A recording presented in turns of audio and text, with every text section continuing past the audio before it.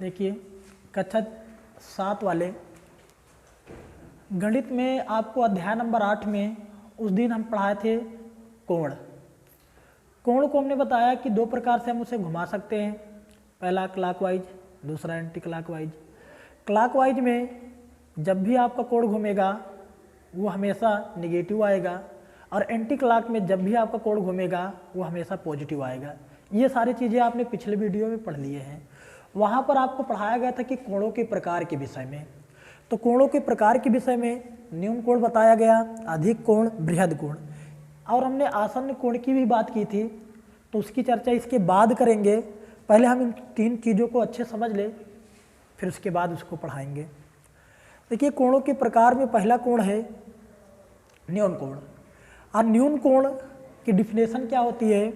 वह कोण जो शून्य से अधिक, शून्य से अधिक मतलब 0 डिग्री से अधिक, 0 डिग्री से अधिक तथा 90 डिग्री से कम हो, न्यून कोण कहलाता है।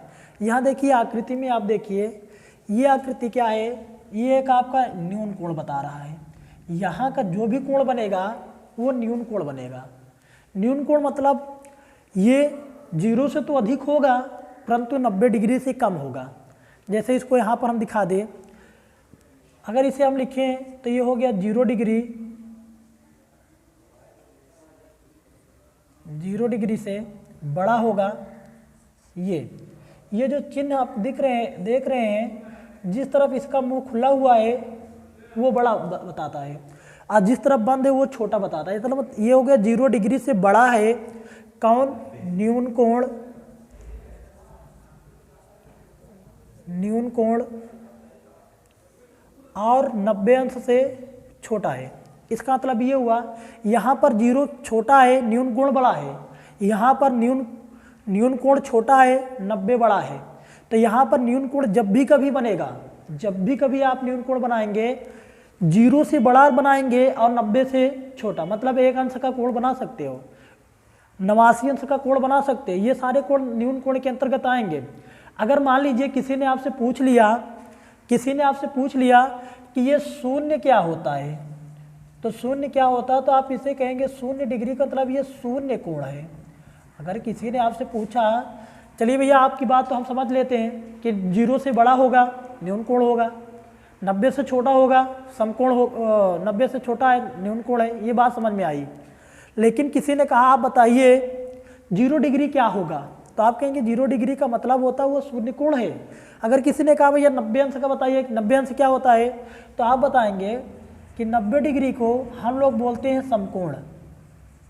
अगर मान लीजिए 90 अंश का कोण बना ही लिया, कोई बना दिया 90 अंश का कोण बना दिया, तो आप कहेंगे ना तो ये न्यून कोण में आ रहा है ना अधिक कोण में आ रहा है, क्या करें?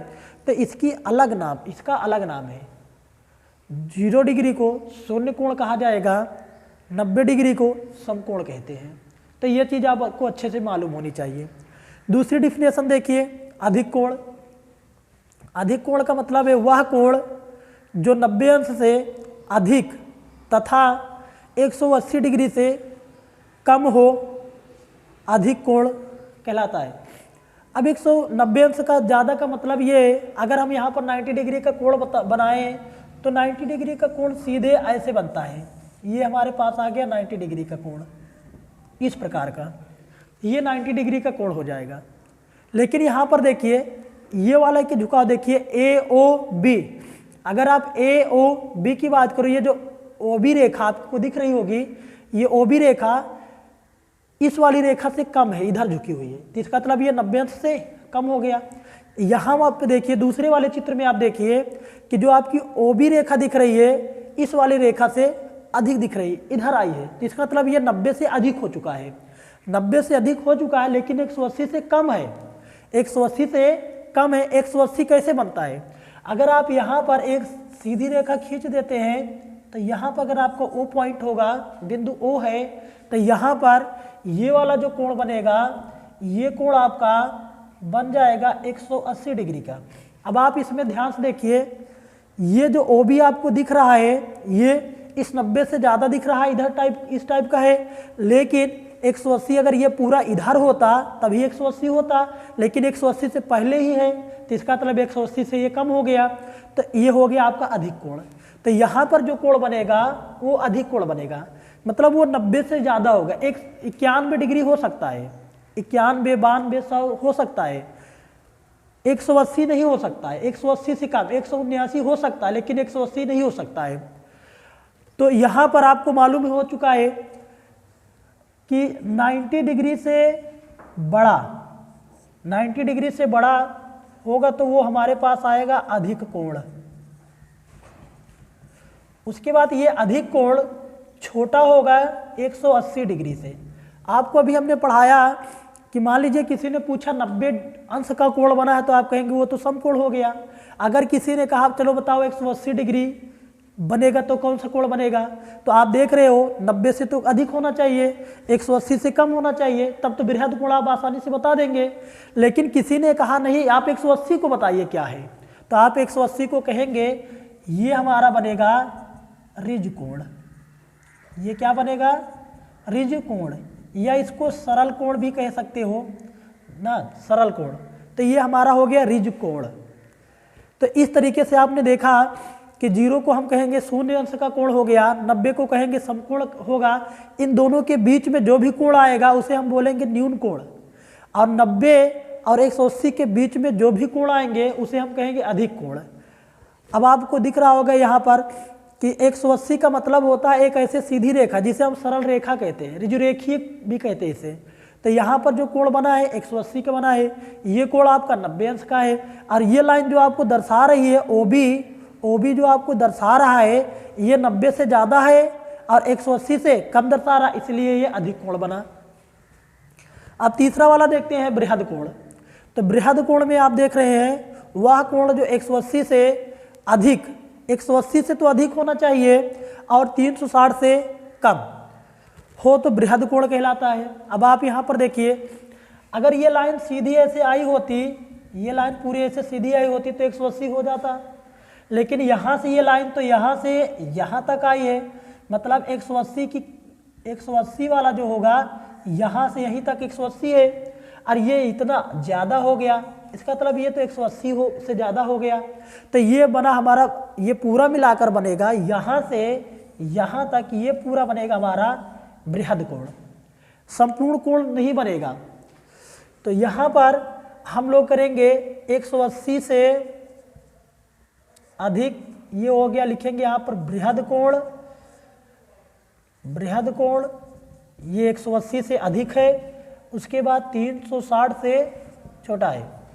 अभी आपको पता हो चुका है कि 180 को हम कहेंगे ऋजुरेखीय कोण, कोई पूछेगा तो आप बता लेंगे। लेकिन किसी ने कहा 360 अंश का कोण किस प्रकार का कोण बनेगा, किस प्रकार का कोण बनेगा, तो आप यहाँ पर लिखेंगे कि 360 को लिखेंगे संपूर्ण कोण। तो 360 जो होगा वो आपको हो जाएगा संपूर्ण कोण, संपूर्ण कोण। तो इसको इतना पहले आप नोट करिए, फिर उसके बाद हम आपको आसन्न कोण के विषय में बताते हैं और कोण युग्म के विषय में। अभी आप देखिए कोण युग्म। कोण युग्म में देखिए यहाँ पर हमने चित्र बना रखा है। पहला चित्र में आप देखिए, हम यहाँ से चित्र के माध्यम से आपको बताएंगे कि कोण युग्म कैसे समझेंगे। कोण युग्म का मतलब होता है, यहाँ पर आप देखिए, यहाँ पर लिखे हुए हैं, यहाँ पर लिखा हुआ है एक कोण AOB, और ये दूसरा वाला कोण, ये वाला कोण आपका लिखा हुआ है कोण BOC। इन दोनों में आपको देखने के लिए मिल रहा होगा O। इस O को बोलते हैं शीर्ष बिंदु।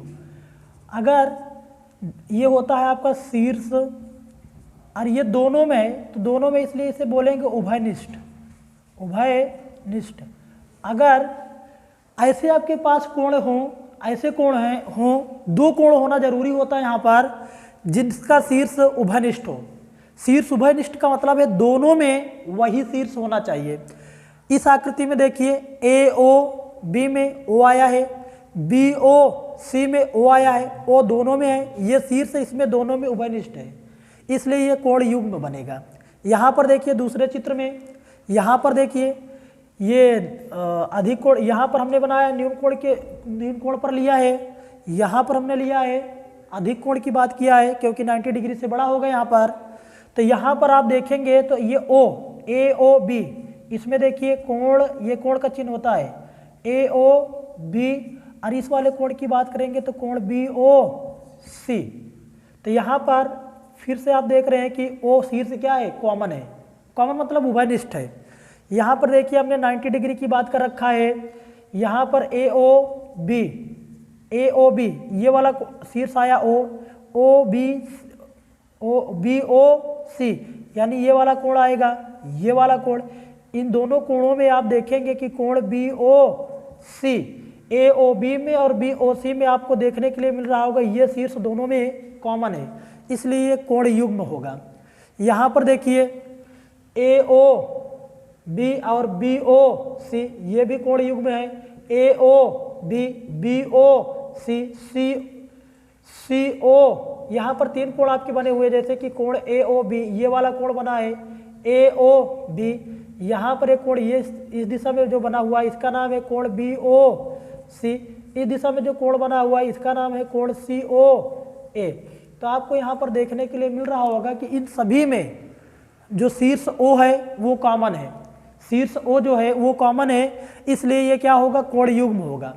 इसके साथ साथ आप एक चीज़ और देख रहे होंगे कि कोण के साथ साथ ये जो ओ बी भुजा है, ये ओ बी भुजा इसमें शीर्ष भी कॉमन है। अगर मैं एक बात बताऊं और आपको बताए थे आसन्न कोण, आसन्न कोण की बात करते हैं तो आसन्न कोण को संलग्न कोण भी कहा जाता है, संलग्न कोण। तो संलग्न कोण और आसन्न कोण दोनों एक ही होते हैं। जैसे आप इसमें देख रहे हो, इस वाले चित्र की ही बात कर लें तो यहाँ पर देखिए एक शीर्ष आपको उभयनिष्ठ है, उसके साथ साथ आपके पास एक भुजा भी उभयनिष्ठ है। अगर शीर्ष और भुजा दोनों उभयनिष्ठ हो जाएंगे तब वहाँ पर आपका कोण आसन्न कोण बन जाएगा। इसमें ये चित्र में कोण युग्म के साथ साथ ये आसन्न कोण भी बना रहे हैं, इसलिए क्योंकि इसमें शीर्ष ओ उभयनिष्ठ है और भुजा ओ भी उभयनिष्ठ है। इसमें भी चेक कर लो, इसमें सभी में कोई ना कोई उभयनिष्ठ है, लेकिन यहाँ पर देखिए इस वाले कोण में 2 लोग उभयनिष्ठ हैं, ये भी आपका आसन्न कोण बन सकता है। और इसके अलावा एक आता है रैखिक युग्म, रैखिक युग्म, जो रैखिक युग्म आपका कोण होता, रैखिक युग्म होता है वो आसन्न कोण पर ही डिपेंड करता है, लेकिन आसन्न कोण का एक विशेष कंडीशन होती है कि रैखिक युग्म का मतलब ये होता है कि आसन्न कोण को जोड़ने पर, आसन्न कोण को जोड़ने पर जब भी कभी इसका योग 180 अंश आ जाएगा। जैसे यहाँ पर देखिए, इस वाले चित्र को देखिए, अगर यहाँ पर हम ए ओ बी और सी की बात कर ले, अगर इसमें हम इसकी बात कर ले एक ही चित्र से समझे तो पहली बात इसमें इस वाले कोण में और इस वाले कोण दोनों में आपका शीर्ष ओ उभयनिष्ठ है, इसलिए ये कोण युग्म भी बनेगा। यहाँ पर इसमें भुजा, अगर भुजा की बात किया जाए तो ओ और ओ बी, शीर्ष ओ और भुजा ओ बी दोनों उभयनिष्ठ होंगे, आसन्न कोण भी बन जाएगा। इस आसन्न कोण को हम अभी बताएंगे कि ये रैखिक कोण क्यों बना, रैखिक युग्म क्यों बना, क्योंकि आपको मालूम होता है कि एक रेखा इसे खींच देने पर वो 180 अंश का कोण बनाती है। अगर हम इस वाले कोण को अगर इस वाले कोण में जोड़ देंगे, जोड़ने पर यानी कोण ए ओ बी और प्लस कोण बी ओ सी अगर हम जोड़ देंगे तो ये हमें देगा 180। जब कभी भी आसन्न कोण का योग जोड़ने पर 180 आ जाएगा तो वो हो जाएगा रैखिक युग्म। आज की क्लास इतना ही, अगले दिन से आगे।